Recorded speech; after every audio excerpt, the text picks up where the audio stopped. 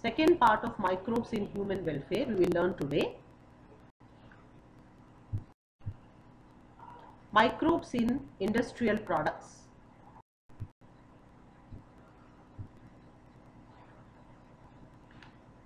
Microbes are useful to synthesize a number of products valuable to human beings at an industrial level. For example, antibiotics, beverages. Generation of useful products on a large industrial scale requires growing microbes in very large vessels, which are called as fermenters. You can picture. Microbes like yeast have been used for the production of beverages like whiskey, brandy, wine and rum. The same yeast, Saccharomyces cerevisiae, which is used for bread making, commonly called as brewer's yeast, is used for fermenting malted cereals, fruit juices to produce ethanol.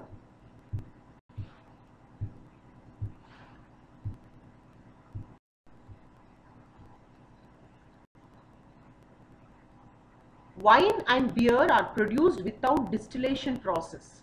Depending on the type of raw material used for fermentation and the type of processing, different types of alcoholic drinks are produced. That is, the processing is done with or without distillation.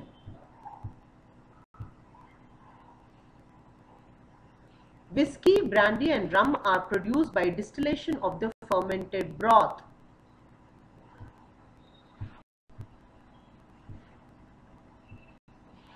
Microbes which are useful in production of antibiotics. The word antibiotic is a Greek word which means against, that is anti is against and bio means life. Together they mean against life.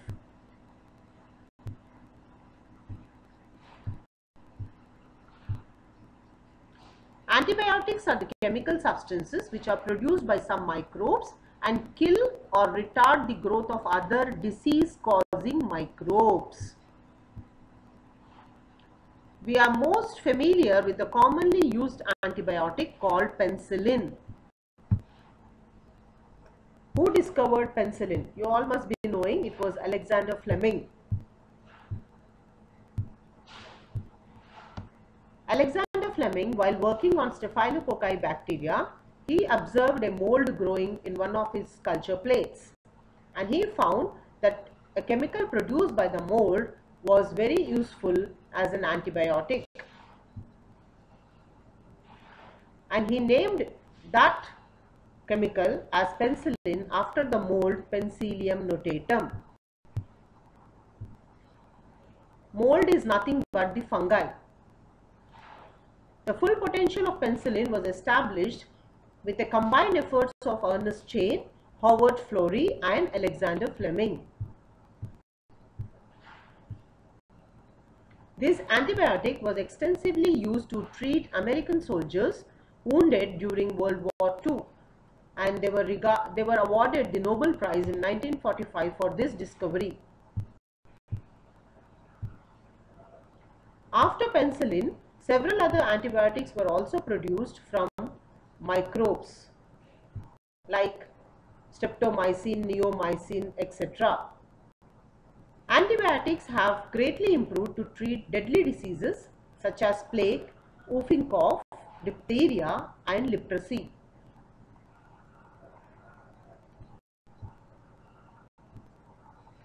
Today we cannot imagine the world without antibiotics. Now let's learn about the chemicals and enzymes and other bioactive molecules which the microbes produced. Microbes are also used for commercial and industrial production of certain chemicals like organic acids, alcohols and enzymes which are useful to human beings in their daily lives. Examples of microbes which are acid producers are given in the below table. Name of the organism, type of the microbe and the product which are produced from those organisms are highlighted in the given table. You can go through it carefully and try to understand which acid is produced from which microorganism.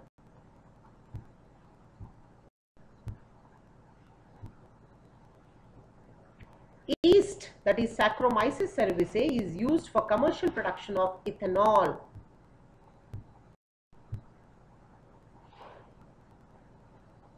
Microbes are also used for the production of several enzymes. For example, in our day-to-day laundry, for the production of detergents, lipases are the enzymes which are used to remove oily stains.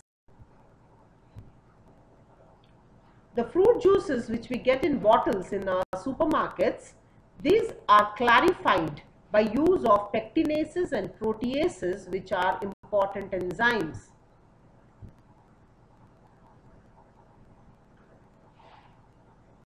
Streptokinase is also produced,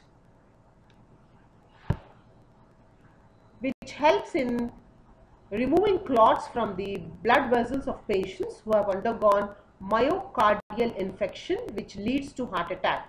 So it is a clot buster. That means it removes the clots, and this streptokinase is produced by the bacterium Streptococcus by using genetic engineering tools. Cyclosporin A, which is a bioactive molecule, is used as an immunosuppressive agent in organ transplant patients, and this is produced by a fungus called Trichoderma polysporum. Statins are produced by the yeast Monascus purpureus, and these are commercially useful as blood cholesterol lowering agents. Statins are very important enzymes which act as competitive inhibitor responsible for the synthesis of cholesterol.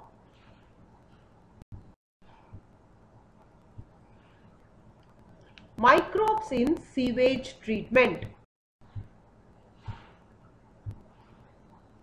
We all know generally large quantities of wastewater are generated every day in every household in cities and towns.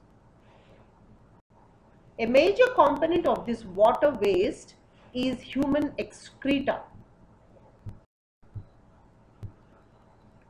Municipal wastewater is also called as sewage, and it contains large amounts of organic matter along with microbes which are highly pathogenic.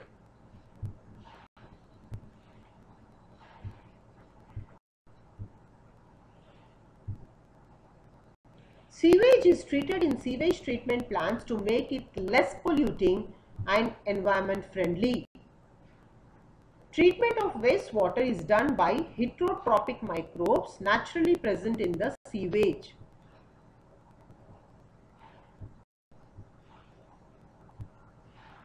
This sewage treatment is carried out in two stages. The first one is called as primary treatment, which involves physical removal of large and small particles from the sewage through filtration and sedimentation.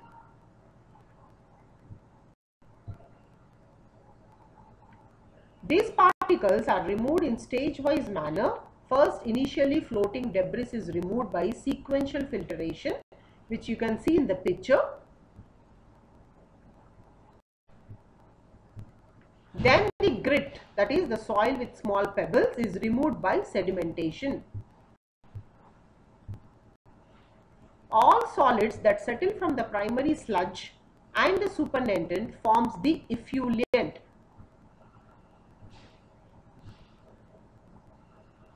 This effluent from the primary settling tank is taken into the secondary treatment plant.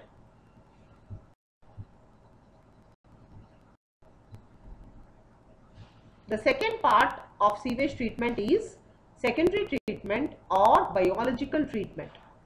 The primary effluent, which is passed into large aeration tanks, is constantly agitated mechanically and air is pumped into those tanks,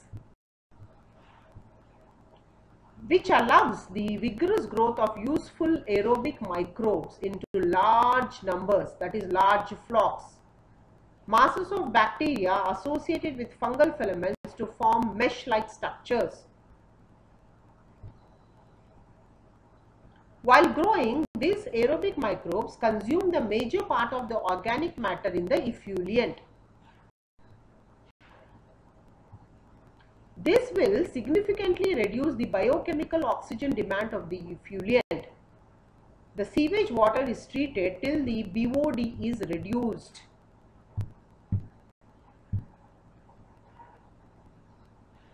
BOD refers to the amount of oxygen that would be consumed if all the organic matter in 1 liter of water were oxidized by bacteria. You again revise this BOD, it's a very important definition. Biochemical oxygen demand is nothing but the amount of oxygen which would be consumed if all the organic matter in 1 liter of water were oxidized by bacteria. BOD test measures the rate of uptake of oxygen by microorganisms in a sample of water. Once the BOD of sewage is reduced significantly, the effluent is then passed into a settling tank where the bacterial flocks are allowed to sediment. You can look at the picture. This sediment is called as activated sludge. The greater the BOD of wastewater, the more is its polluting potential.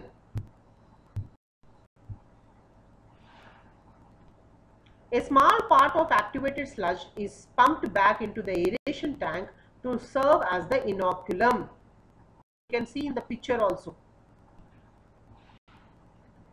The remaining major part of the sludge is pumped into large tanks called as anaerobic sludge digesters. Here, other kinds of bacteria which grow anaerobically digest the aerobic bacteria and the fungi in the sludge. During this digestion, bacteria produce a mixture of gases like methane, hydrogen sulfide and carbon dioxide. These gases form biogas which can be used as a source of energy because it is inflammable. So from the waste you get the biogas. So the effluent coming from the secondary treatment is generally released into natural water bodies like rivers and streams. So you can see microbes play a major role in treating millions of gallons of wastewater every day across the globe. This methodology has been practiced for more than a century and it is present in almost all parts of the world. However, the number of sewage treatment plants are not increased to the number of sewage produced on a daily basis. Because of this, the untreated sewage is often discharged directly into their water bodies, leading to their pollution and causing waterborne diseases. The Ministry of Environment and Forest has initiated the Ganga Action Plan and the Yamuna Action Plan to save the major rivers of our country from pollution. Under these plans, it is proposed to build a large number of sewage treatment plants so that only treated sewage can be discharged into the water bodies. Microbes are also useful to remove toxic substances which are accidentally released into the environment like oil, chemical spills or land contaminated toxic waste. This process is called as bioremediation. This is important.